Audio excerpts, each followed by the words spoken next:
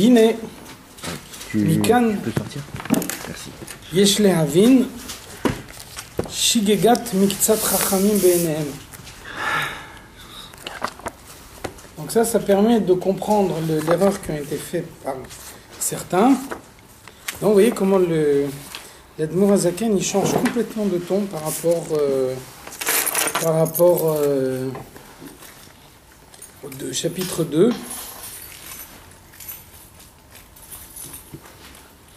Chapitre 2, on a dit les Tshuvat Aminim. On répond à ceux qui sont dans l'erreur, aux hérétiques. Les Gilouy Shoresh Taoutam, on met en évidence la racine de leur erreur. Vous voyez qu'ici, le ton est complètement différent. Chachamim be'enehem, ils sont des chachamim à leurs propres yeux. C'est eux qui se considèrent comme des chachamim. Hashem yichaper be'adam, que Dieu leur pardonne. Shishagu veta'u be'iyunam be'kitve Arizal. Et donc, ils ont fait des erreurs en ayant une mauvaise compréhension des écrits du Arizal.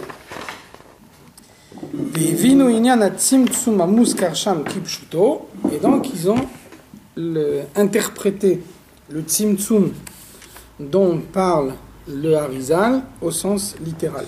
Donc là vous avez ici le cœur de toute la discussion entre les chassidim et les mitnagdim à l'époque, le Gaon de Vilna et les élèves du Gaon de Vilna. Donc malgré ce qu'on croit en général, on pense que les mitnagdim et les élèves du Gaon de Vilna étaient opposés à l'étude de la Kabbalah et qu'ils prônaient uniquement l'étude de la Gemara.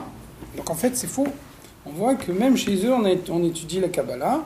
Et par exemple Rabbi Chaim de Volojine, qui est un des grands élèves du Gaon de Vilna, lui il écrit même un pirouche sur la Kabbalah. Donc ils étudient également la Kabbalah, seulement il y a une différence fondamentale dans les conceptions de la Kabbalah. Donc celui qui a structuré la Kabbalah, on peut dire, c'est le Harizal. Avant le Harizal, il y a eu plusieurs Chachamim de la Kabbalah, mais qui ne sont pas arrivés à avoir un enseignement suffisamment large pour pouvoir répondre à toutes les questions à la fois.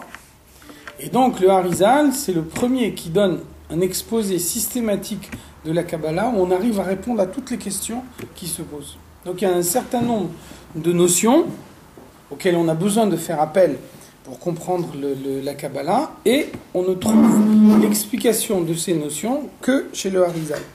C'est uniquement le Harizal qui nous explique ce que c'est qu'une sphira, comment une sphira elle fonctionne, l'enchaînement des mondes. Ça c'est quelque chose que uniquement le Harizal donne ces enseignements-là.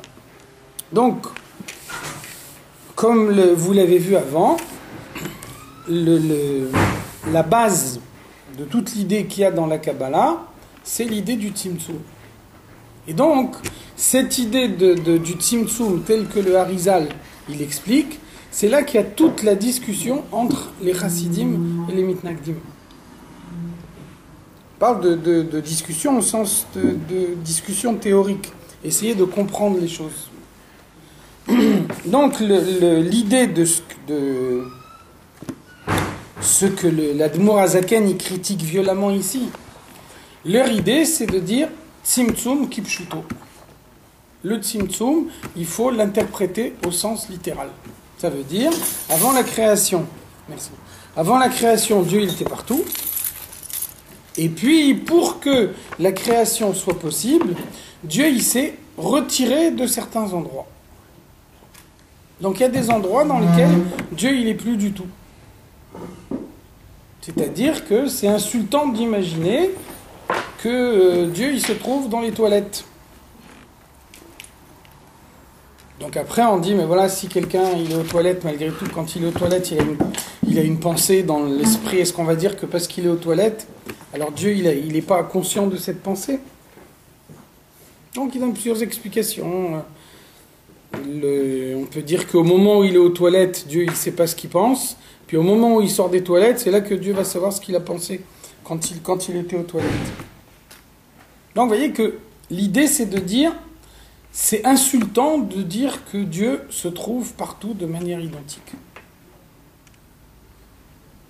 Donc il y a des endroits dans lesquels Dieu s'est retiré. Ça c'est Tzimtzum Kipshuto. Vous voyez que, à la différence de ce qu'on a vu dans le chapitre 2, dans cette idée-là, quand on dit Tzimtzum Kipshuto, il faut interpréter le terme de contraction au sens littéral. Et donc, qu'est-ce que ça veut dire que Dieu s'est contracté? Ça veut dire qu'il y a des endroits de la création où Dieu il n'est pas présent du tout. Donc là, l'Admour Hazaken y réagit violemment. Là, il dit on ne peut pas du tout avoir une idée pareille. Une idée pareille, c'est vraiment une idée hérétique. Ça, c'est quelque chose qui s'éloigne complètement de l'idée du judaïsme, de l'idée de la Torah. On ne peut pas imaginer que Dieu soit pas partout. On ne peut pas imaginer que Dieu se trouve plus dans un endroit que dans un autre. Si on dit Dieu il est plus présent à la synagogue et moins présent aux toilettes, ça veut dire qu'on diminue Dieu, on le réduit. Oui, mais ceux qui ont parlé comme ça, ceux qui ont dit que Dieu n'était pas à certains endroits, c'est des gens qui sont érudits. Ah voilà, l'Admour Hazaken te dit clairement la raison. Ta'ou be'iyunam be'kitve Harizal. Ils ont étudié profondément les écrits du Harizal et ils se sont trompés. Ta'ou. Ils ont fait une mauvaise interprétation. Pourtant, ils ont éduqué des gens. Pourtant, effectivement, tu as raison, c'est vrai. Une génération. N'empêche, voilà, l'Admour Hazaken te dit clairement. Ta'ou be'iyunam be'kitve Harizal. Ils ont étudié profondément les écrits du Harizal et ils se sont trompés. Ils ont fait une erreur, ils ont fait une mauvaise interprétation. Ça veut dire que, à la différence de la Gemara elle nous parle de choses concrètes. Donc c'est difficile de faire une erreur sur ce que la Gemara nous dit. Quand on nous dit le bœuf a encorné la vache, on peut se représenter dans son esprit une image concrète. Qu'est-ce que ça veut dire un bœuf qui encorne une vache? Et donc de quelle manière le propriétaire du bœuf il doit dédommager le propriétaire de la vache. Ça c'est des images concrètes et donc sur ça on a des références. Par contre, quand on nous parle de Sphirot, quand on nous parle de monde supérieur, quand on nous parle de Tzimtzum, ça c'est des choses beaucoup plus compliquées, c'est des choses beaucoup plus abstraites. Et donc, l'erreur, elle est possible, même pour des gens qui sont des Talmidei Chachamim. Donc au moment où on étudie, on n'est pas sûr que dans 5-6 générations, quelqu'un ne va pas nous dire on s'est trompé. C'est clair, c'est pour ça que c'est... quelque part qui nous dirait, non, à un moment, c'est vous êtes pour dans ça, l'erreur. Voilà, mais tu as raison, c'est important. Ça veut dire que l'étude, elle est basée sur la transmission. L'étude, elle est basée sur la transmission, en particulier. C'est valable pour toute l'étude en général, mais c'est valable encore plus pour l'étude de la partie profonde de la Torah, de toutes les choses de Kabbalah. C'est pas quelque chose qu'on peut comprendre uniquement par sa propre intelligence. On a besoin de le recevoir de quelqu'un. Il y a des notions qui s'inventent pas. Et même des chachamim qui développent des explications, ils peuvent développer des explications que en restant dans un cadre qui est d'ores et déjà établi. Dès l'instant où on s'éloigne du cadre, dans la mesure où on raisonne sur des choses très très abstraites, on n'a aucune certitude qu'on est dans le vrai. Même dans la partie révélée de la Torah, même dans la Gemara, on peut se tromper aussi. Donc on a besoin de l'aide de Dieu. Par exemple, il y a une explication qu'on cite souvent. On dit David Ameler, c'était lui qui, chaque fois que des femmes avaient des questions, on lui apportait à lui les questions que toutes les femmes du pays avaient. Donc il voyait des centaines de shélotes de femmes toute la journée. Et la Gemara nous dit Avaye imo ve'alacha kemoto. Dieu est avec lui et la halacha est tranchée d'après son avis à lui. Donc ça veut dire, a priori, on peut dire que ça veut dire que la halacha est tranchée d'après son avis à lui. Ça veut dire qu'il a une érudition supérieure à celle d'autres chachamim. C'est pour ça que, en fonction de ses connaissances, il peut être certain que quand lui il prend une décision, sa décision, elle est véridique. Donc c'est pas ce que nous dit la Gemara. Avaye imo. La raison pourquoi sa décision elle est vraie, c'est parce que Dieu est avec lui. Donc il y a dans l'étude, et c'est sûr que l'étude elle est avant tout intellectuelle, mais le résultat de l'étude, il dépend de l'aide de Dieu. Donc les gens qui se sont trompés, ils n'ont pas eu l'aide de Dieu quelque part. Non, c'est clair. C'est clair. Pendant Quelqu'un qui a l'aide de Dieu, il ne peut pas se tromper, c'est sûr. Il y a une histoire connue aussi. On dit il y a le Noda Biyuda, c'était le Rav de Prague. Et donc il avait beaucoup d'ennemis, beaucoup de gens qui étaient opposés à lui. Et donc il y avait dans la ville beaucoup de gens qui étaient aussi des grands érudits de la Torah. Et donc une fois il y a quelqu'un qui vient et lui dit quelle est la halakha dans tel cas. Et donc il dit la halakha, et l'autre il dit tu t'es trompé. Voilà, dans le livre c'est écrit le contraire de ce que tu viens de me dire. Donc le Noda Biyuda a dit si je me suis trompé, ça veut dire que le cas se pose pas effectivement et que tu m'as posé la question uniquement pour me mettre à l'épreuve. Ça veut dire moi je suis le Rav de la ville, comme moi je suis le Rav de la ville, Dieu y m'aide. Donc si la question qu'on me pose c'est une question qui se pose réellement, ça veut dire le comportement concret d'une certaine personne va dépendre de ça. Et donc moi je suis le Rav de la ville, c'est à moi qu'on vient de poser la question. À ce moment-là, Dieu y m'aide et je suis sûr de ne pas me tromper. Par contre, si c'est uniquement un cas théorique, et toi tu me poses la question uniquement pour vérifier mes connaissances, à ce moment-là, Dieu n'est pas obligé de m'aider, puisque la décision que je vais prendre, elle ne va pas être suivie des faits. Donc là, effectivement, là je suis comme tout le monde, et tout le monde peut se tromper, moi aussi. Donc, si tu me dis que je me suis trompé, si tu me dis que la halakha que je t'ai donnée, elle n'est pas exacte, ça veut dire que la question que tu m'as posée ne se posait pas concrètement. C'était juste un cas d'école. Donc, ça veut dire que l'étude de la Torah, même si c'est une activité essentiellement intellectuelle, on a besoin de l'aide de Dieu. Et si on n'a pas l'aide de Dieu, n'importe qui peut se tromper. Même le plus grand érudit peut se tromper. Et là, en l'occurrence, les écrits du Harizal, c'est à la fois la référence de la Kabbalah, et à la fois des choses très difficiles à comprendre. Et donc, c'est pas étonnant que même des gens qui sont des grands érudits de la Torah, ils arrivent à se tromper. Donc là, non seulement l'Admour Azaken, il nous dit c'est une erreur, mais vous voyez que il le dit avec un ton très incisif. Là, il attaque vraiment. Hein. Chachamim be'enehem, ils se prennent pour des chachamim. Hashem yichaper ve'adam, que Dieu leur pardonne. Shagou ve'ta'ou, ils se sont trompés, ils ont fait des erreurs, be'iyunam be'kitve Harizal. Quand ils ont étudié les kitve Harizal, alors ils ont mal compris, ils ont fait une erreur. Donc c'est vrai que le mot tzimtzum, il veut dire contraction. Donc quand on dit Dieu il s'est contracté, si on interprète les choses au sens littéral, qu'est-ce que ça veut dire? Il a contracté sa présence. Ce qui est contracté, ça prend moins de place que ce qui n'est pas contracté. Ça veut dire, si on prend les choses au sens littéral, ça veut dire qu'il y a des endroits de la création dans lesquels Dieu est absent. Ça veut dire que pour pouvoir créer le monde, il a fallu que Dieu fasse une place pour le monde. Et donc, comment il a fait une place pour le monde? En se retirant du monde. Donc c'est pour ça, l'Admour Azaken nous dit, c'est une conception hérétique. C'est une conception qui est étrangère au judaïsme. Non seulement c'est un faux pshat dans les kitve Harizal, mais en plus de ça, c'est une conception hérétique. On ne peut pas imaginer dans l'idée de la Torah qu'il puisse y avoir un lieu de la création duquel Dieu est absent. C'est impossible, c'est inimaginable. Donc qu'est-ce que ça veut dire le tzimtzum? Le tzimtzum, c'est uniquement une apparence pour les hommes. Dieu donne l'apparence de s'être retiré. Mais en réalité, il est présent exactement de la même façon avant le tzimtzum et après le tzimtzum. Quand on parle de monde supérieur, quand on dit que la lumière de Dieu est plus importante dans tel monde ou elle est moins importante dans tel monde, donc il faut rectifier en disant la lumière de Dieu elle est identique partout.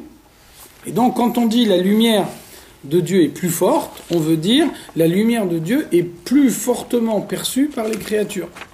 Quand on dit la lumière de Dieu est réduite, on veut dire la lumière de Dieu est moins clairement perçue par les créatures. On parle de voile. On parle de voile, et donc le voile, il ne faut pas l'interpréter au sens littéral. Le voile, ce n'est pas un vrai voile, c'est uniquement dans la perception des hommes. Mais c'est pas dans la réalité. Dieu n'est pas voilé dans le monde.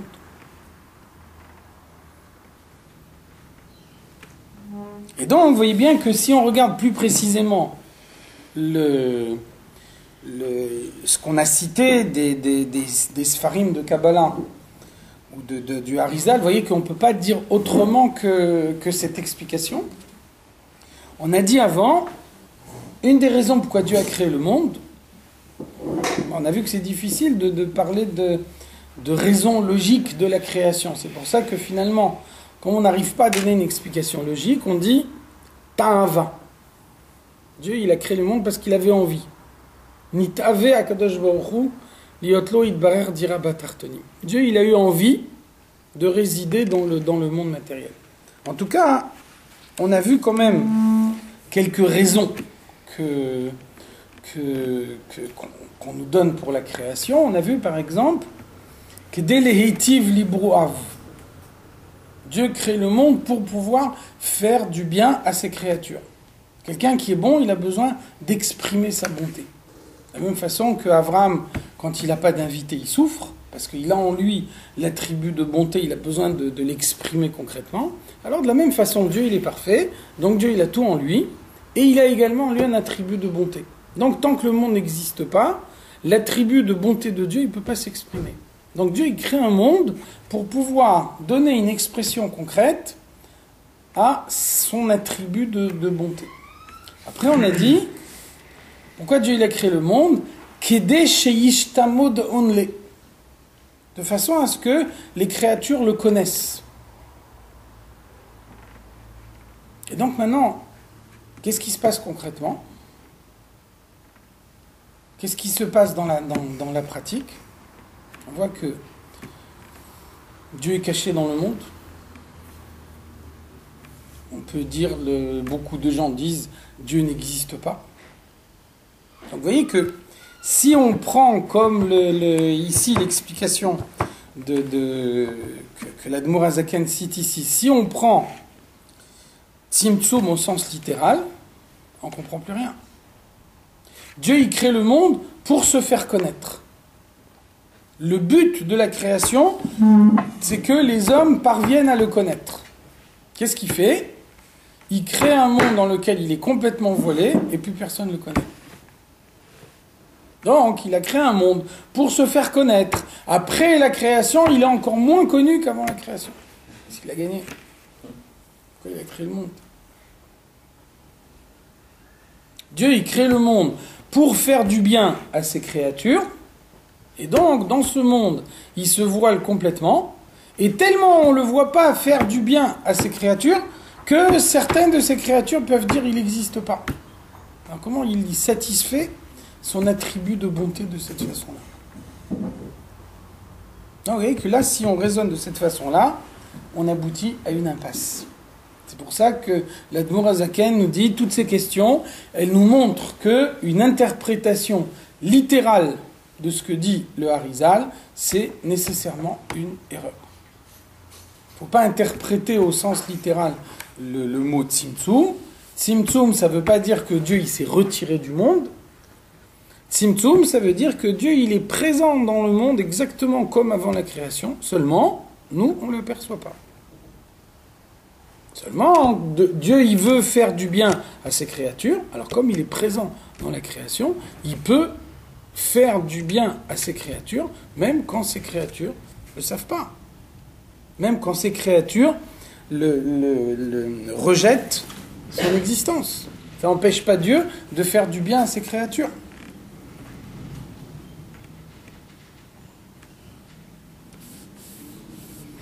On a étudié il n'y a pas longtemps dans le Rambam, on a étudié les lois de la tzedaka. Le Rambam, il nous dit quelle est la forme la plus haute de tzedaka. C'est la tzedaka dans laquelle celui qui la reçoit, il ne sait pas de qui il la reçoit. Quand on donne la tzedaka à quelqu'un, donc on peut toujours dire, voilà, c'est moi qui t'ai donné. Et l'autre, il aura toujours le sentiment, c'est lui qui m'a donné. Par contre, quand on donne la tzedaka, et on ne sait pas à qui on la donne, À ce moment-là, il ne peut pas y avoir un rapport de supériorité de celui qui a donné, et il ne peut pas y avoir un rapport d'infériorité de celui qui a reçu. Donc le Rambam nous dit, un des exemples de ça, c'est le Machatzit HaShekel. Machatzit HaShekel, ça veut dire qu'on va ramasser une certaine somme, et puis avec cette somme, on va acheter du bois pour le Beth Amikdash, et dans le Beth Amikdash, quelqu'un qui apporte un sacrifice, on va utiliser ce bois-là pour brûler son sacrifice. Qu'est-ce que ça veut dire ? Ça veut dire que quelqu'un qui apporte un sacrifice dans le Beth Amikdash, il utilise la tzedaka de celui qui a donné de son argent pour qu'on achète du bois. Celui qui a donné le Machatzit HaShekel, il ne sait pas pour le compte de qui il a donné du bois, et celui qui reçoit du bois, il ne sait pas de qui il l'a reçu. Même plus encore. Le Rambam, il nous dit encore plus que ça. Le Rambam, il nous dit, quelqu'un, il a une pièce dans sa poche, et puis il a un trou dans sa poche. Et donc, il marche dans la rue, et la pièce, elle tombe par le trou, et il y a un pauvre qui la trouve. Le Rambam, il nous dit, dans ce cas-là, cet homme-là, il a fait la tzedaka. Il n'avait pas l'intention de donner la tzedaka, il a de la peine qu'il a perdu sa pièce, ça fait rien. Ce qui compte, c'est l'action concrète. Dans la pratique concrète, le pauvre, il a trouvé cette pièce. Grâce à cette pièce, il va pouvoir acheter des choses qu'autrement il n'aurait pas pu acheter. Donc cet homme-là, il est yotse de la tzedaka. Bien qu'il a de la peine d'avoir perdu sa pièce. Le Rambam, il nous dit, non seulement il est yotse de la tzedaka, mais il est yotse de la tzedaka sous sa forme la plus élevée. Parce qu'il ne sait pas qui c'est qui a trouvé la pièce. Et celui qui a trouvé la pièce, il ne sait pas qui c'est qui l'a perdue. Donc vous voyez que la forme la plus haute du bien qu'on peut faire à l'autre, c'est le bien qu'on fait quand celui qui le fait, il ne sait pas à qui il le fait, et celui à qui celui qui le reçoit, il ne peut pas le recevoir. Donc si on transpose les choses pour Dieu, évidemment Dieu il sait tout, on ne peut pas dire Dieu il ne sait pas à qui il donne la tzedaka, ça c'est uniquement pour un homme qu'on peut le dire. Par contre, Dieu il donne de la tzedaka, Dieu il fait des bienfaits à des hommes qui disent Dieu n'existe pas. Et les deux choses elles ne sont pas contradictoires.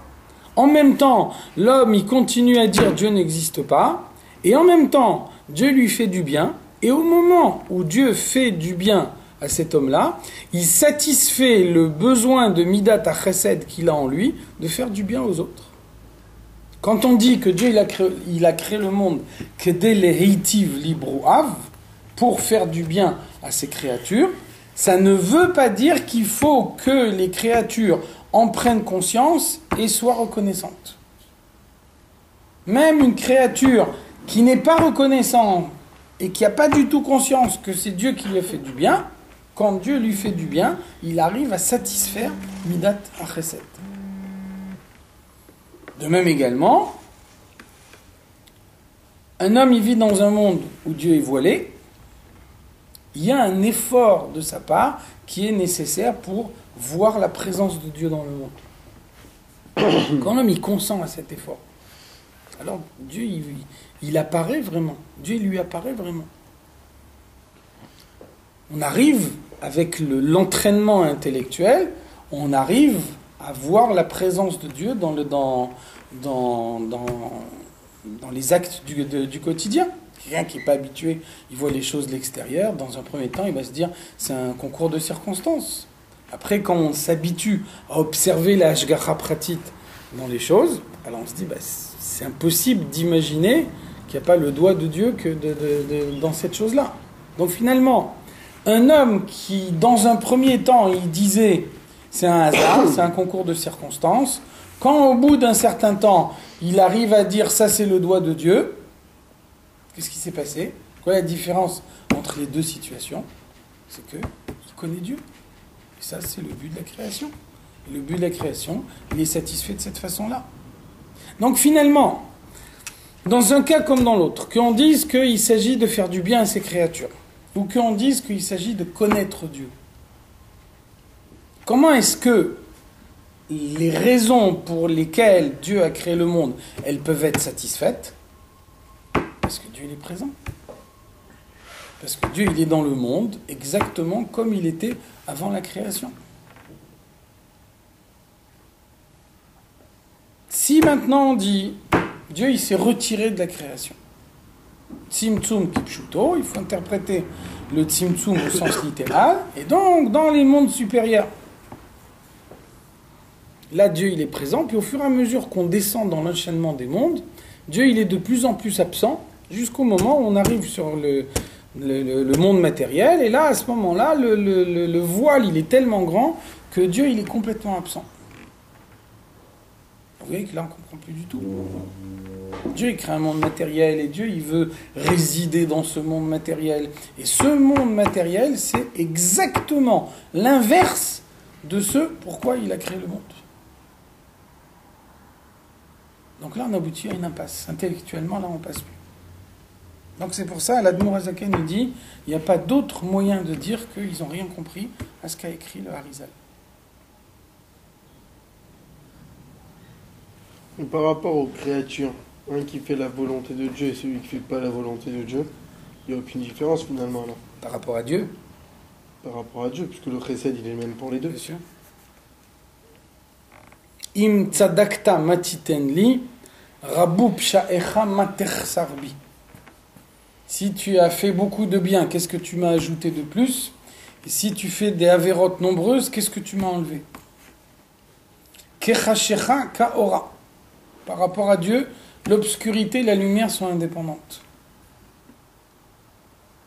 Donc ça ne veut pas dire que quand moi je fais du bien, je dévoile vraiment du bien dans le monde. Quand moi je fais du bien, je donne la possibilité à Dieu de se dévoiler dans le monde.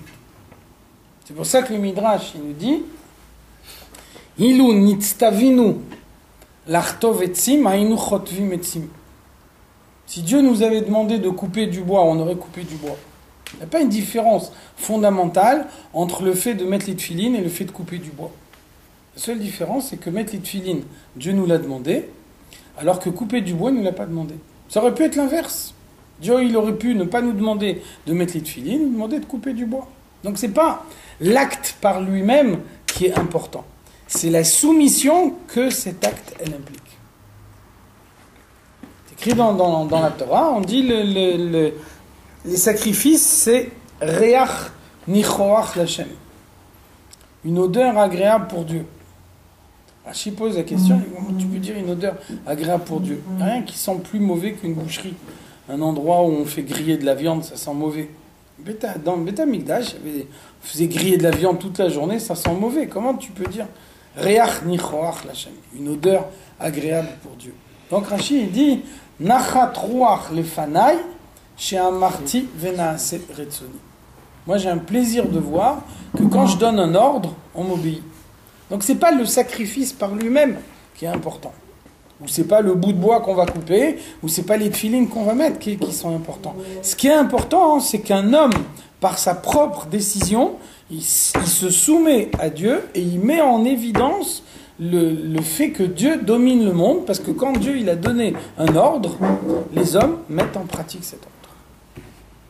Mais donc ceux qui mettent en pratique, ils devraient normalement recevoir plus. À part que ça se voit pas. Non seulement ça se voit pas, mais le verset il nous dit Derech Rechaim Tzlacha. La voie des Rechaim, c'est une voie fructueuse. Ça veut dire que il y a deux circuits parallèles. On peut recevoir sa vitalité de l'Akdoucha, on peut recevoir sa vitalité des forces du mal. Et quand on reçoit des forces du mal, on reçoit d'une manière plus abondante que dans l'Akdoucha. Pour une raison très simple, c'est que dans l'Akdoucha, on demande quelque chose en échange, et dans la Klippa, on ne demande rien en échange. Donc quand on demande quelque chose en échange, à ce moment-là, un homme il est jugé en fonction de ce qu'il a accompli. Quand on ne demande rien en échange, là on peut tout donner largement. Ça ne veut pas dire qu'on doit choisir le chemin de la Klippa. Mais c'est vrai que concrètement, la Klippa elle donne plus largement. Mais les canaux, Ça paraît pas très juste comme système. Les canaux à travers lesquels la bracha elle arrive sont peut-être différents. quand même plus Je agréables. dis, il y a deux circuits parallèles. Non, mais elles sont plus agréables avec la bracha que du côté du défendu. C'est clair qu'il vaut mieux recevoir sa vitalité du côté de la Gdusha que du côté de la Klippa, c'est certain, bien sûr. Simplement,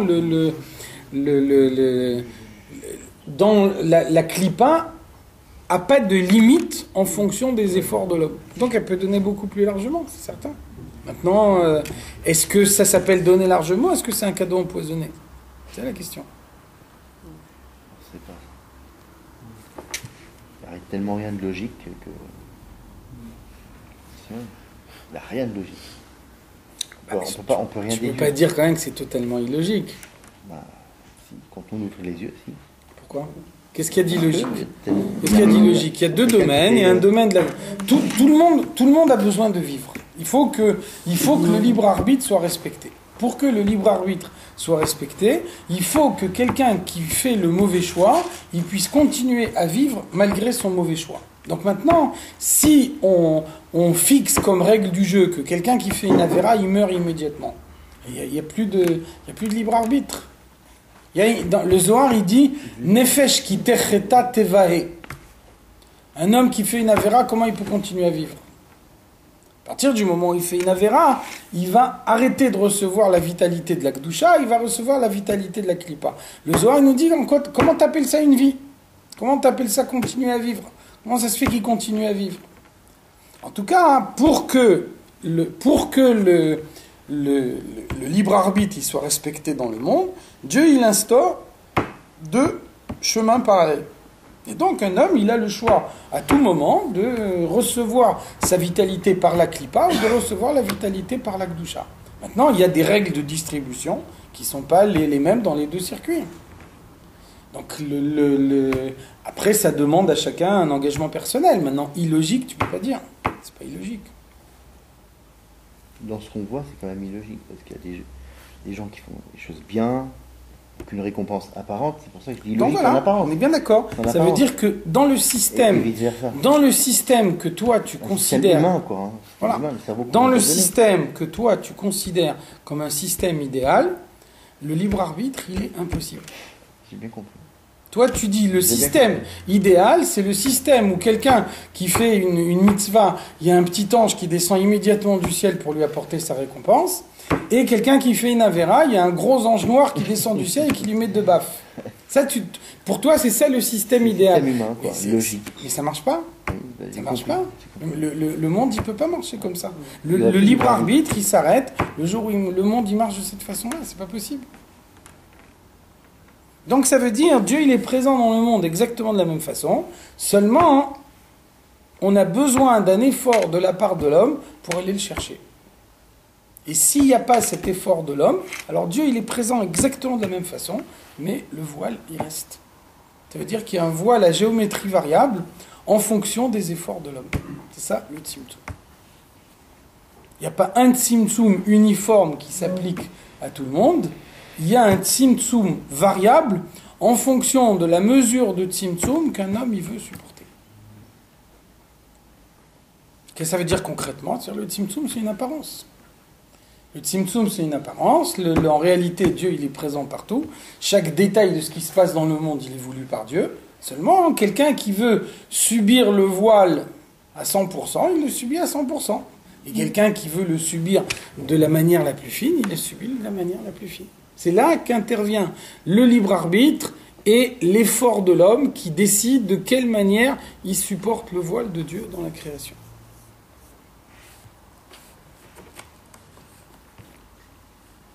Donc c'est ça leur erreur. Eux, ils ont compris. Chez Akadosh Baruch Hu silek atzmu mhuto chas v'shalom me'olam hazeh. Que Dieu s'est complètement retiré de ce monde. Tzimtzum au sens littéral, contraction, donc Dieu s'est contracté, Dieu il reste là-haut dans les mondes supérieurs, et dans le monde matériel, Dieu il est complètement absent. Et donc, mashgiach milma'ala, be'ashgacha pratit, al kol ha'yitzurim kulam. Quand on dit que Dieu il accorde sa ashgacha pratit à toutes les créatures, ça veut dire qu'il accorde cette ashgacha pratit de loin, en voyant les choses de loin, sans être à l'intérieur de chaque détail de tout ce qui se passe dans le monde. Et donc on voit qu'effectivement, même avant le Harizal, vous voyez que par exemple, même le Rambam, si vous regardez dans le guide des égarés, le Rambam il nous dit il y a plusieurs formes de Hashgacha Pratit. Les hommes, ils ont une Hashgacha Pratit dans tout ce qui les concerne, mais les animaux un peu moins, et les végétaux encore un peu moins, et les minéraux encore un peu moins. Ça veut dire que par exemple, le Rambam il nous dit Dieu il a décidé que tel oiseau il doit mourir aujourd'hui.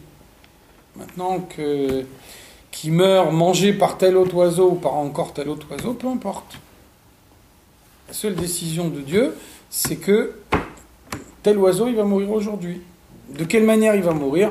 Plutôt de telle façon, plutôt de telle façon. Ça c'est un concours de circonstances. On n'est pas obligé de dire que Dieu il rentre dans ce niveau de connaissance du monde.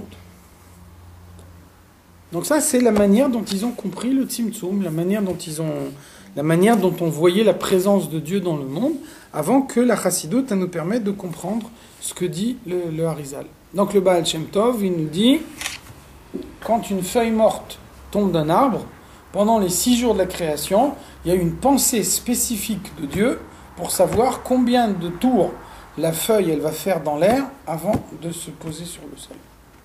C'est-à-dire le nombre de tours qu'elle fait, a priori c'est quelque chose de complètement insignifiant, pas aucune incidence, ça va avoir aucune conséquence de n'importe quelle sorte que ce soit. Donc le Baal Shem Tov il nous dit non seulement c'est pas insignifiant, mais il y a une pensée spécifique de Dieu pendant les 6 jours de la création pour savoir comment ça va se passer. Qu'est-ce que ça veut dire? Ça veut dire qu'il n'y a rien au hasard.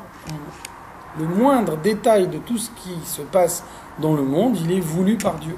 Pour des raisons qui nous échappent, des choses qui sont plus haut que notre intellect. C'est pas étonnant que le créateur il dépasse la créature. C'est clair que la créature, elle peut pas comprendre tous les détails du créateur, c'est évident. C'est écrit dans les Sfarim, le Tzemar Tzedek. Ici, on dit Ilou Yidaativ Haïtiv. Si j'arrivais à comprendre Dieu entièrement, je serais Dieu moi-même. C'est inimaginable que la créature elle puisse comprendre le Créateur. Si on dit que la créature elle comprend totalement le Créateur, ça veut dire que la créature elle est devenue le Créateur. Il n'y a pas d'autre possibilité. Normal que un homme il crée quelque chose qu'il a créé, il y a nécessairement la limite dedans. Mais on est en partie Dieu. De toute façon, on est en partie Dieu. Alors, chacun il a en lui une parcelle de Dieu, mais ça veut dire l'âme c'est une création. L'âme elle est créée. La preuve que l'âme elle est créée, c'est que l'âme de l'un c'est pas l'âme de l'autre. Donc, dès l'instant où Dieu crée une âme, même si cette âme, c'est une partie de lui-même, mais quand même, cette âme, elle a une existence créée. Dès l'instant où il a une existence créée, elle n'est plus le créateur lui-même. Donc, d'une certaine façon, dès l'instant où on est dans le monde, on subit la limite. Dès l'instant où on subit la limite, on ne peut pas comprendre l'infini. C'est impossible. Pour quelqu'un qui crée quelque chose, il l'explique exactement comment il a fait, donc on connaît tout de A à Z. Ça ne change pas que c'est lui qui l'a créé, même si aujourd'hui on peut modifier ou autre. C'est notre histoire. Est-ce que par exemple, un musicien, un compositeur, il va créer une musique, il va créer une symphonie, tu vas dire il a mis tout ce qu'il connaît dans cette symphonie. On va dire ça. Il en a écrit une, il va en écrire 18 à côté. Et peut-être que les 18 qu'il va écrire à côté, ils seront complètement différents de celle-là. Donc tu ne peux pas limiter un créateur par rapport à sa créature. Et ça, c'est valable pour un musicien qui est un homme et qui est lui-même d'ores et déjà limité. Donc à plus forte raison pour Dieu. On ne peut pas juger le créateur d'après sa créature. Aucun créateur ne s'investit pleinement dans sa création. Et si c'est valable chez les hommes, c'est valable à fortiori pour Dieu. Donc, il y a nécessairement des choses qui nous échappent, il y a nécessairement des choses qu'on ne comprend pas dans la création, mais en tout état de cause, La présence de Dieu, elle est dans chaque détail de la création. Et donc, imaginez que Dieu il s'est retiré du monde, imaginez que Dieu il regarde le monde de loin, et donc Dieu il regarde les grandes évolutions générales, mais il ne rentre pas dans le détail de savoir qu'est-ce qui se passe concrètement dans telle situation ou dans telle autre. Ça, c'est une idée qui est étrangère au judaïsme. Donc il n'y a pas de libre arbitre, finalement. Tout est prévu déjà. C'est toujours la même question. Pour que le libre arbitre il soit possible, il faut que ça se passe de cette façon-là.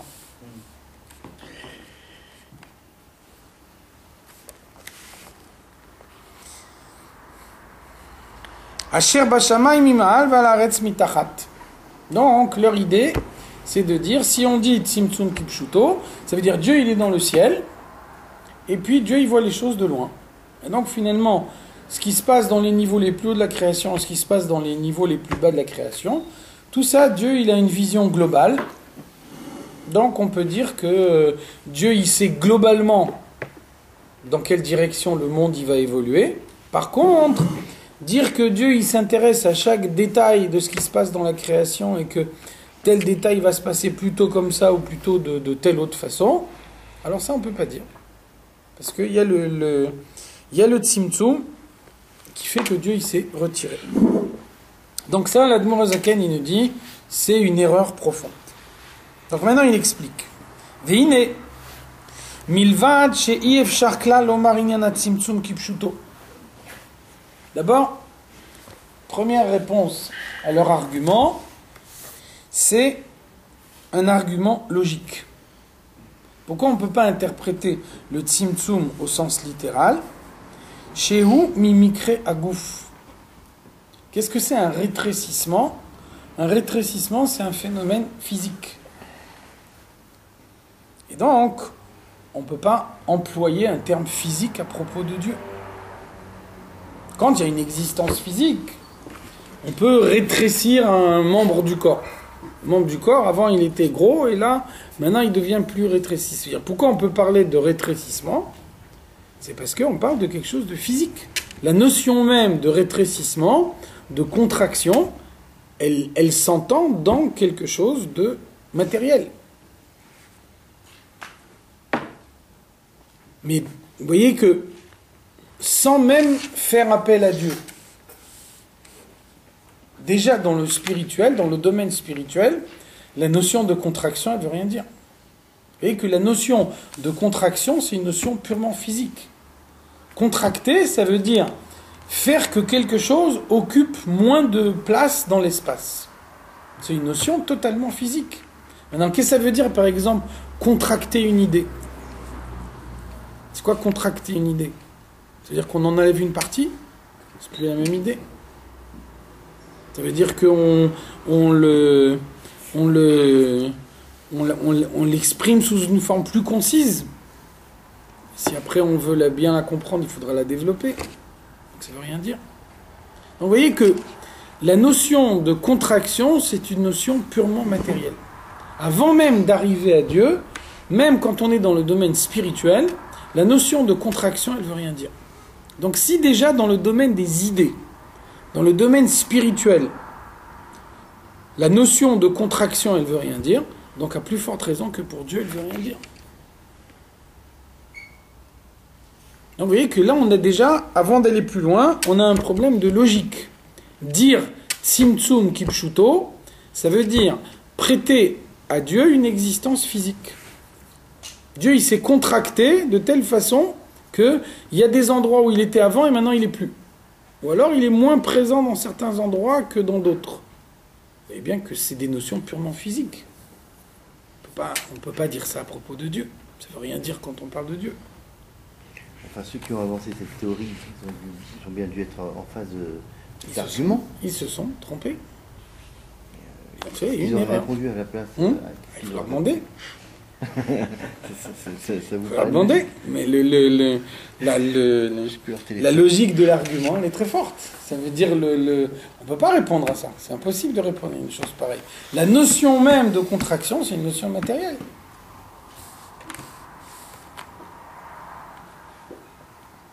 Même, encore une fois, même dans le domaine spirituel, on ne parle pas de Dieu, on parle du domaine spirituel, on parle d'un débat d'idées. Contracter une idée, ça ne veut rien dire. Ça pourrait pas vouloir signifier pour créer la matière, il a fallu contracter sa lumière. Il a fallu épaissir la lumière. La lumière de Dieu, c'est une lumière spirituelle. Oui, mais la matière, elle vient du spirituel. Il a créé Oui, mais quand elle est matière, elle n'est plus lumière. La lumière, c'est la matière première. C'est le matériau de départ. La matière, c'est l'élément d'arrivée. Et là, on ne dit pas que le Tzimtzum, il est sur l'élément d'arrivée. On dit que le Tzimtzum, il est au démarrage de tout le processus. Quand on parle du démarrage de tout le processus, là, on est dans une existence purement spirituelle. Dans une existence spirituelle, la notion de contraction ne veut rien dire. Ça n'a pas de sens. Donc là, on ne peut pas s'en sortir. Là, on a une impossibilité logique. Avant d'aller plus loin, là, on heurte sur la logique.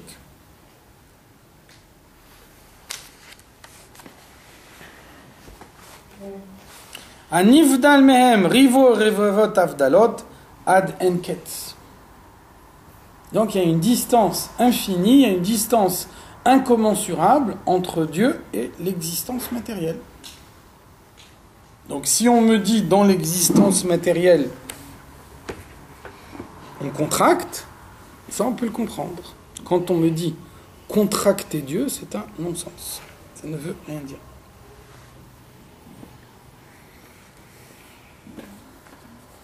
Donc ça c'est le premier argument, c'est un argument logique. Deuxième argument, Af gamzot lo beda'at idaberu. Ceux qui prétendent que le Tzimtzum, il faut l'interpréter au sens littéral, disent quelque chose qui n'est pas intelligent, qui n'est pas réfléchi. Ils ont dit quelque chose sans penser eux-mêmes à la portée de ce qu'ils disaient. C'est pas possible qu'ils puissent réellement le penser. Mais on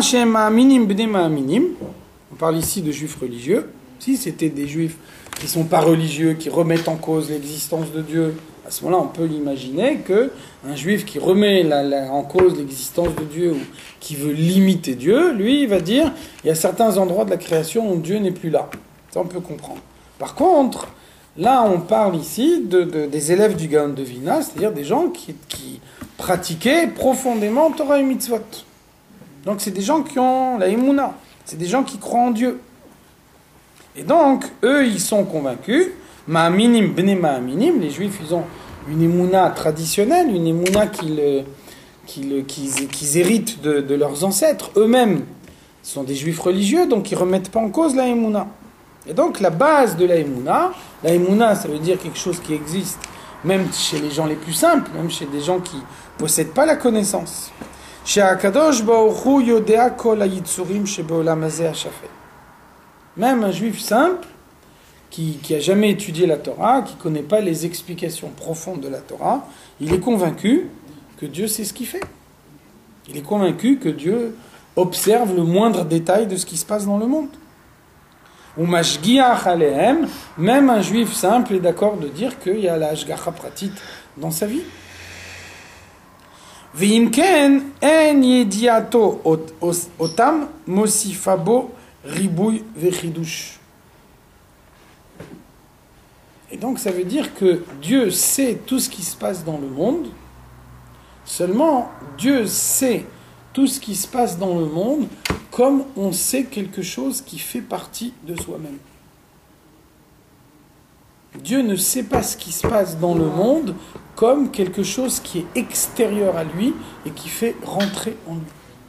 Si on dit que Dieu sait ce qui se passe dans le monde comme une connaissance extérieure à lui, ça veut dire qu'il y a un changement dans Dieu. Vous étudiez une idée que vous ne connaissez pas. Ça veut dire que au moment où vous connaissez cette idée, vous n'êtes plus le même que ce que vous étiez avant de connaître cette idée. Vous n'étiez pas au courant de cette idée, donc vous aviez une certaine conception du monde dans laquelle cette idée elle n'existait pas. Vous en avez pas tenu compte. Et puis un jour, vous apprenez cette idée, puis ça vous conduit à réfléchir, à voir d'un autre œil des tas de choses qui se passent dans le monde. Qu'est-ce que ça veut dire? Ça veut dire que vous avez changé. Vous ne regardez plus le monde de la même façon. Cette connaissance, cette information que vous avez reçue, elle fait de vous quelqu'un de différent. Pourquoi vous êtes différent par l'information que vous avez reçue? C'est parce que l'information que vous avez reçue, c'est une information extérieure. Dans un premier temps, elle ne faisait pas partie de vous. Et donc, lorsque vous avez reçu cette information et que vous l'avez introduite en vous, vous avez été changé.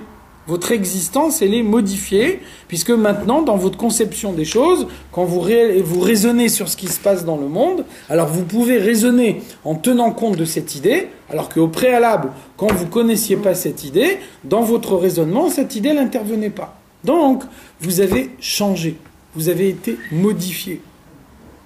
Encore une fois, qu'est-ce qui est à la base de cette modification? Il y a le fait que cette connaissance est extérieure à vous. Et donc, avant d'avoir la connaissance et après avoir la connaissance, vous n'êtes pas la même personne. Pourquoi on ne peut pas dire la même chose pour Dieu? Parce que rien n'est extérieur à Dieu. Et donc, quand Dieu voit un événement qui se passe dans le monde, il ne le voit pas comme un événement extérieur, mais il le voit comme une partie de lui-même. Une partie de lui-même, c'est quelque chose qu'on a en soi, qu'on a toujours eu. Et donc, on n'est pas modifié par une chose qu'on a déjà en soi. Donc Dieu, il est au courant du moindre détail de tout ce qui se passe dans le monde. Et en même temps, Dieu, il est au courant de ce qui se passe dans le monde comme d'une partie de lui-même. Et tout ça ne change pas Dieu. Et c'est ça que l'Admor HaZaken nous dit, là on est dans le fond du problème, c'est que cette idée-là, c'est la base de la Emouna. C'est la base de la foi juive que tous les juifs acceptent, même ceux qui ne connaissent pas du tout la Torah, même ceux qui n'ont jamais étudié depuis leur plus jeune âge, même ceux qui n'ont aucune connaissance, leurs parents les ont habitués à croire que Dieu il est partout et Dieu il sait tout et chaque détail ça dépend de Dieu, etc. Et donc, eux-mêmes ne remettent pas en cause cette idée-là. Ils acceptent l'idée que Dieu est partout et que le moindre détail de ce qui se passe dans le monde, Dieu le sait parce que c'est une partie de lui-même. Et donc, l'Admor HaZaken nous dit, c'est là qu'on a un problème. D'un côté, on a une émouna naturelle qui nous fait dire, Dieu il est partout. Et après ça, on nous dit, le Tzimtzum du Harizal, il faut l'interpréter au sens littéral, c'est-à-dire, il y a certains endroits de la création où Dieu s'est retiré. Comment les deux marchent ensemble? Pas possible. Et qu'il y a une contradiction entre les deux idées.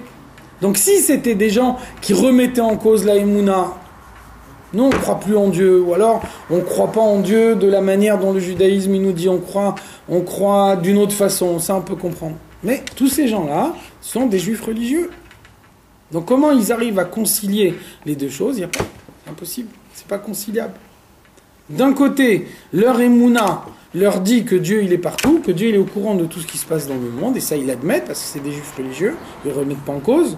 D'un autre côté, ils nous disent à la base de la création du monde, il y a eu un retrait de Dieu qui fait que dans certaines situations, Dieu est totalement absent. Il y a une contradiction véritable. Les deux choses, elles sont pas conciliables. Donc vous voyez comment l'Admor HaZaken il fait en deux temps. Premièrement, d'après la logique, leur argument il tient pas. Deuxièmement, dans leur manière à eux de raisonner, ça colle pas. Ils ont un comportement inconciliable. Ils arrivent à voir en eux deux choses contradictoires. Ils ne voient pas eux-mêmes la contradiction qu'il y a dans le fait d'avoir Emouna et en même temps de dire que Tzimtzum Kipshuto.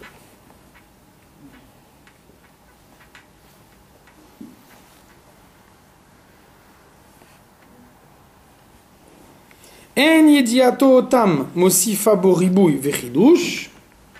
Donc lorsque Dieu a connaissance de quelque chose qui se passe dans le monde, on ne peut pas dire que Dieu se démultiplie, comme un homme qui démultiplie ses connaissances. Il acquiert de plus en plus de connaissances nouvelles. Donc après, il a beaucoup plus de connaissances que ce qu'il avait au préalable. Ou alors, chidush, un élément nouveau. Un homme, il a pris conscience de quelque chose, il n'est plus le même que ce qu'il était avant d'avoir pris conscience de cette chose-là. Il modifie son comportement en fonction de ce qu'il a pris conscience. Donc il y a un chidush, il y a un fait nouveau dans son comportement. Ça, on peut dire pour l'homme. On ne peut pas le dire pour Dieu. Mipnei sheyodea akol bidiat atzmo. Parce que Dieu sait tout de la manière dont il se connaît lui-même. Il ne vit pas un événement du monde comme un événement extérieur à lui, mais il vit l'événement du monde comme une partie de lui-même. C'est pour ça que le monde n'est pas un fait nouveau pour lui. Par exemple, un enfant, il n'est pas conscient de ce que c'est que des yeux. C'est pas ce que c'est qu'un œil et la façon dont l'œil y voit, etc. Un jour, il va comprendre qu'il y a les yeux, et les yeux, ils permettent de voir, etc. Est-ce qu'on va dire, l'enfant, il commence à voir le jour où il a compris comment l'œil marche? Sûr que non. L'enfant, il voit déjà au préalable. Donc là, il a pris conscience de ce que c'est que le fonctionnement oculaire, etc. Mais est-ce qu'on va dire que ça rajoute quelque chose de nouveau chez l'enfant? Rien du tout. Il voyait déjà auparavant, il entendait déjà auparavant. Pourquoi? Alors pourquoi ça ne change rien en lui? C'est parce que la vision, c'est une partie de lui-même. L'oreille, c'est une partie de lui-même. Donc quand on lui dit l'œil il marche de telle façon, même si on lui apporte une information, mais en réalité, cette information, c'est une partie de lui. Donc, on ne va pas dire, voilà, jusqu'à maintenant, je n'ai pas utilisé mon œil. Maintenant que je sais comment l'œil marche, maintenant, je vais commencer à l'utiliser. Personne ne dira ça. Parce que l'œil est une partie de lui-même. Depuis le jour de sa naissance, il a un œil. Il en a même deux. Donc, c'est comme ça que Dieu, il sait ce qui se passe dans le monde. Chaque chose qui se passe dans le monde, Dieu le sait comme si c'est une partie de lui-même. Donc Dieu, il le sait profondément, il le sait dans chaque détail, et en même temps, le fait qu'il sait dans chaque détail de ce qui se passe dans le monde, ça ne modifie rien chez Dieu. Parce que cet événement qui se passe maintenant dans le monde, c'est une partie de lui-même.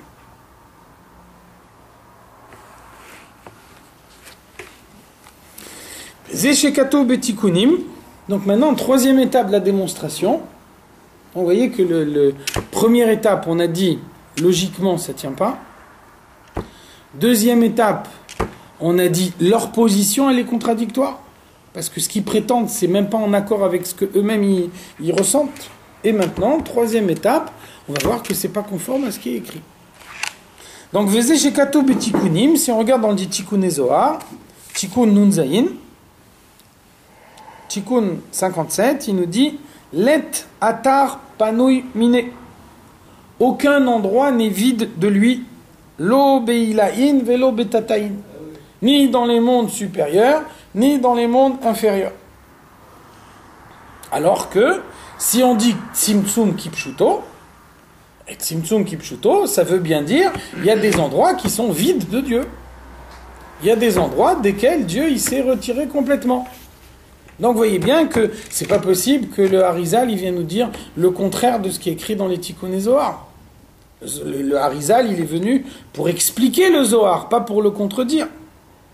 Donc le Zohar nous dit clairement il n'y a pas d'endroit vide de Dieu. Il n'y a pas d'endroit dans lequel Dieu est moins présent. Ça n'a pas de sens.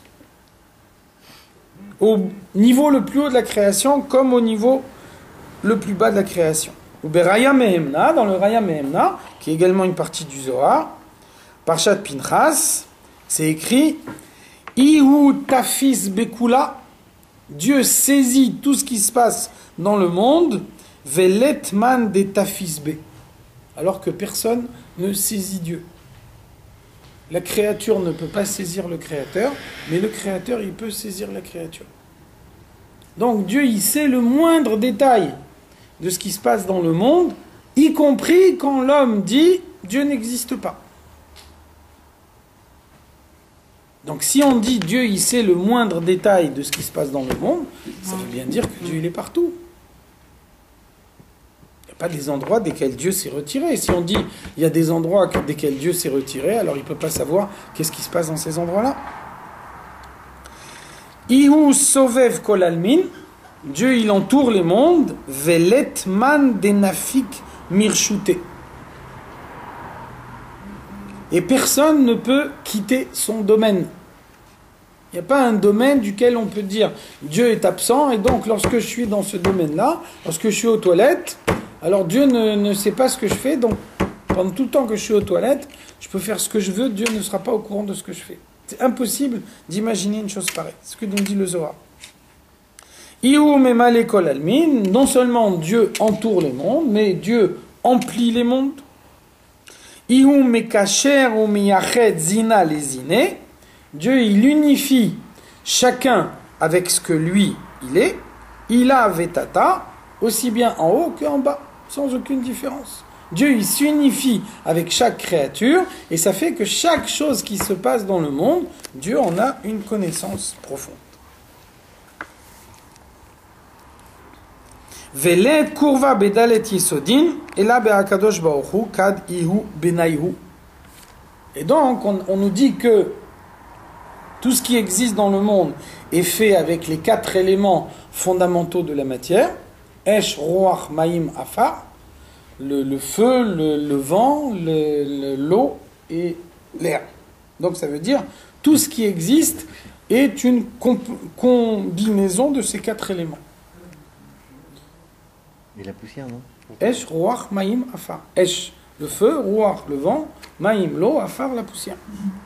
Donc, selon qu'on va mettre un peu plus ou un peu moins de tel élément, on va obtenir un peu plus ou un peu moins, on va obtenir telle ou telle créature. Donc, tout ce qui existe dans le monde est une combinaison de ces 4 éléments. C'est valable même pour l'existence spirituelle. Il y a un feu spirituel, il y a l'air spirituel, il y a la terre spirituelle. Et donc, tout ce qui existe, ça existe également par une combinaison de ces 4 éléments dans leur version spirituelle. Donc le Zohar nous dit, tout ce qui existe par ces 4 éléments est là, Be'akadosh Baruch Hu, Kadihu Benayu. Ça existe uniquement parce qu'il y a Dieu au milieu, et c'est Dieu qui fait coller les 4 éléments ensemble. Pas croire que c'est une relation mécanique.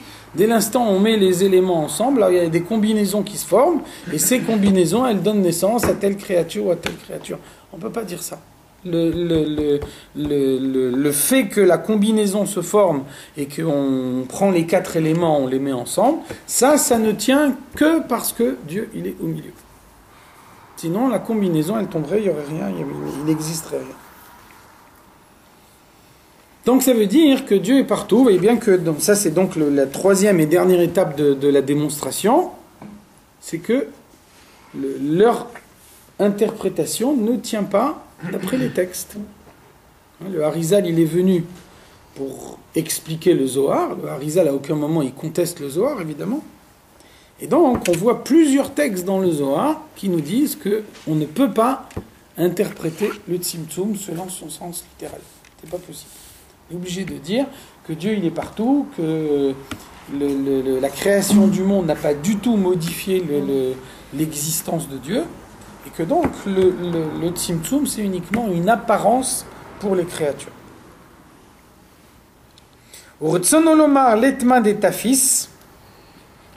Et donc, on a cité tout à l'heure le Zohar, il nous dit, personne ne comprend Dieu, mais lui il comprend tout. Qu'est-ce que ça veut dire? שאין מי שיתפוס בהשגת שכלו מכל שכלים העליונים במהותו ועצמותו של הקדוש ברוך הוא. Ça veut dire que c'est impossible de comprendre ce que Dieu il est vraiment.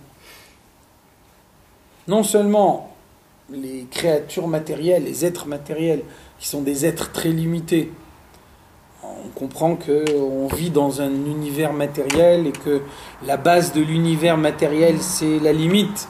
Donc quelqu'un qui vit toute sa vie dans la limite, il a du mal à s'abstraire Il a du mal à envisager des choses qui sont pas limitées. Un principe, on dit le en chavush matir et atzmo. Un prisonnier, il se libère pas lui-même. Quelqu'un qui est enfermé dans une cellule, il a besoin que quelqu'un vienne le libérer de l'extérieur. Mais lui-même, en étant enfermé dans la cellule, il peut pas se libérer lui-même. Donc ça veut dire quelqu'un qui vit dans un monde limité et qui subit la limite. Tout son raisonnement, il est basé sur la limite. On peut pas lui demander de comprendre l'infini. C'est pas possible. Ça échappe à son échelle de valeur. Donc on peut essayer de voir ce que la Torah nous explique. On peut essayer d'imaginer ce que ça veut dire. Mais quand on parle de toutes ces notions abstraites, quand on parle de toutes ces notions qui nous dépassent complètement, on ne pourra jamais dire qu'on les a véritablement comprises. Quand on dit le bœuf, il a encorné la vache, et donc le propriétaire du bœuf, il doit rembourser le propriétaire de la vache, vous voyez que là, on cite quelque chose de précis que vous avez parfaitement compris. Vous représentez très précisément dans votre esprit qu'est-ce que ça veut dire un bœuf qui encorne une vache, et puis ensuite le propriétaire du bœuf qui va voir le propriétaire de la vache pour le dédommager. Vous avez une image précise dans votre esprit de ce que ça veut dire. Vous n'arriverez jamais à avoir une image aussi précise du monde d'Atsilut, ou de ce que c'est qu'une sphira. Donc ça, c'est la première chose. Dieu, il nous comprend, Dieu, il nous saisit. Dieu, il nous comprend parce qu'on est une partie de lui-même. Par contre, nous, même si on a aussi une partie de Dieu en nous, mais on est avant tout des êtres limités, des êtres créés. Et donc, il y a un moment où on bloque. Il y a un moment où ça dépasse notre compréhension, et là, on n'en peut plus. Là, ça dépasse nos capacités de compréhension. Et donc, non seulement nous, mais même Sichlim Elionim, même les intellects élevés, par exemple les anges, les anges les plus hauts qui sont dans le monde de Bria, ou alors les âmes qui se trouvent là-haut dans le Gan Eden, qui ne sont pas dans un corps physique, et donc qui ne subissent pas les limites du corps physique. Même les âmes là-haut, elles ne comprennent pas. Même les anges, ils ne comprennent pas. Peut-être qu'ils comprennent plus que nous. Mais on ne peut pas dire qu'ils ont réellement compris qu'est-ce que ça veut dire Dieu. Et il y a un moment où on va le comprendre, comme Mashiach viendra par exemple. On pourra jamais être capable de... Alors ça veut dire quand Mashiach viendra, l'essence de Dieu, elle sera dévoilée dans le monde. Quand l'essence de Dieu elle est dévoilée dans le monde, ça veut dire qu'il y aura un changement dans la création. Donc tant qu'on n'a pas compris qu'est-ce que c'est ce changement dans la création, on ne peut pas comprendre qu'est-ce qu'on va comprendre à ce moment-là. C'est-à-dire, tu peux dire la même règle. En chavush matir et atzmo. Actuellement, on est dans la limite. Et donc, quand on est dans la limite, on ne peut pas imaginer qu'est-ce que ça veut dire sortir de la limite. Donc, c'est la même chose. Quand Mashiach viendra, on te dit, l'essence de Dieu va se dévoiler dans le monde, et à ce moment-là, on percevra l'essence de Dieu. Verraou kol basar yardav kipi Hashem diber. Un homme, il va voir par toute la chair de son corps que Dieu est en train de parler. Qu'est-ce que ça veut dire? On n'en sait rien. Dans les règles de la création telles qu'elles sont à l'heure actuelle, on ne peut pas comprendre ce que ça veut dire. C'est pour ça le Rambam il nous dit, la venue du Mashiach, ça s'appelle Shinui b'maaseh breshit. C'est une modification de la création. Donc, quand il y aura eu une modification de la création, quand la création elle aura été modifiée, à ce moment-là, le monde il deviendra l'endroit dans lequel Dieu réside. Donc la résidence de l'essence de Dieu, ça sera le monde matériel. Donc, en étant dans le monde matériel et avec notre perception physique, on peut arriver à percevoir l'essence de Dieu. Qu'est-ce que ça veut dire? On n'en sait rien. À l'heure actuelle, on n'est pas capable de comprendre ce que ça veut dire.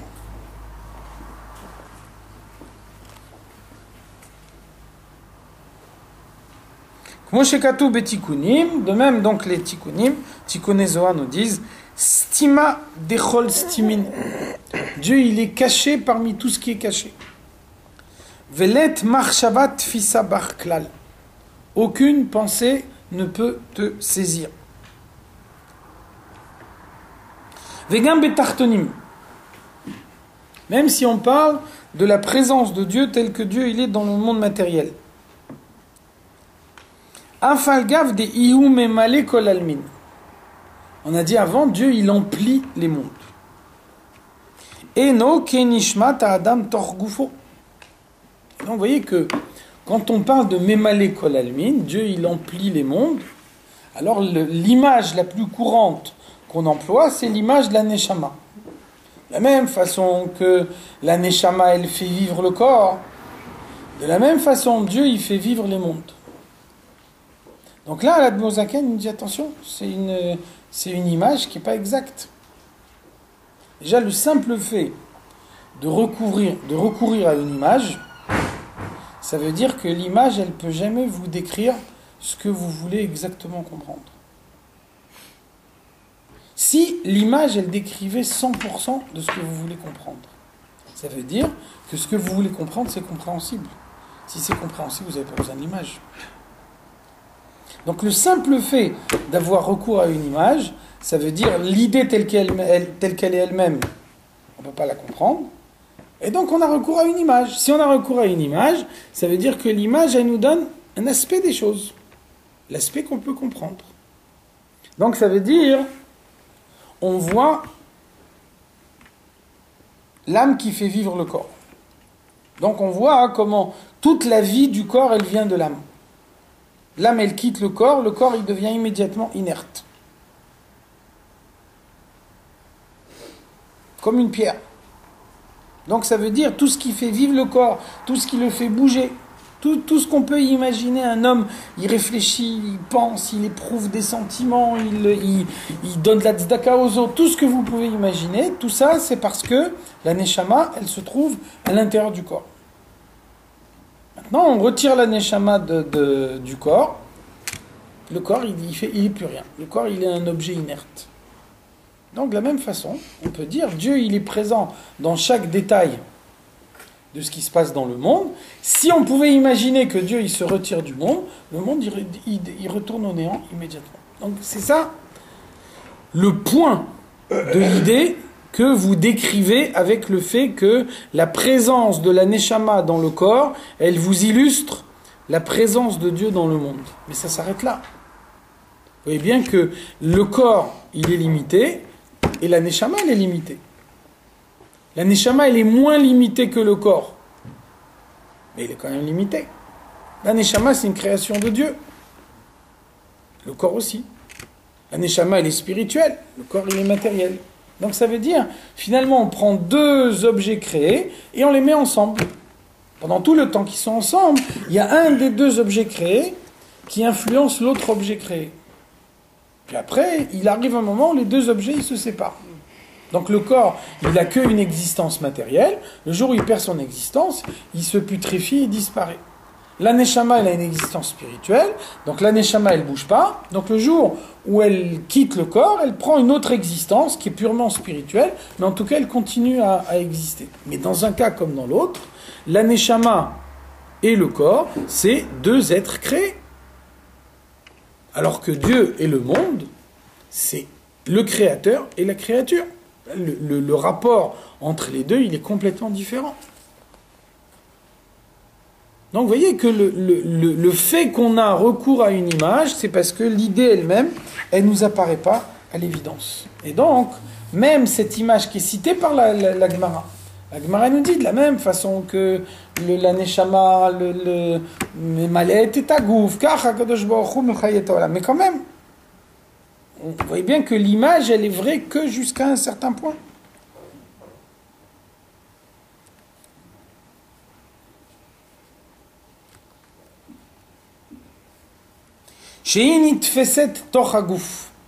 Un homme y vit, ça veut dire que sa neshama, elle se trouve effectivement dans son corps.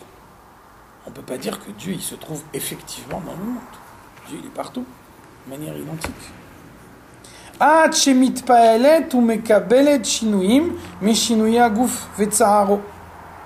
preuve que l'âme elle se trouve dans le corps, c'est que l'âme elle va subir la souffrance du corps. Le corps il se fait mal, l'âme elle le ressent. Mais à Kaot, un homme il prend des coups. Les coups, c'est pas seulement physique, même dans sa neshama, il va ressentir la douleur. Au krirut, au chamimut ha'esh vekayotse. le froid, le chaud. Pourquoi on sent physiquement le froid? Pourquoi on sent physiquement le chaud? Parce que la Neshama, elle envoie un message en ce sens au corps. Donc finalement, quand le corps il a chaud, la Neshama elle a chaud aussi. Quand le corps il a froid, la Neshama elle a froid. Vous voyez bien qu'on ne peut pas dire la même chose pour Dieu.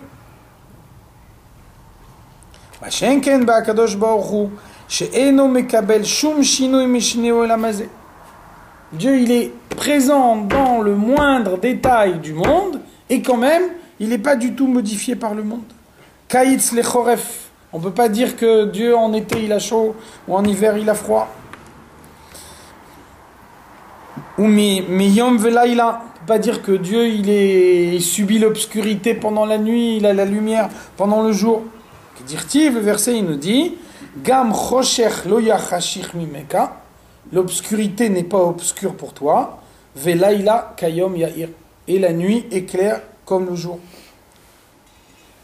Les filles chez Eno nitfas klal tocha olamot. Donc, c'est ça ce que ça veut dire.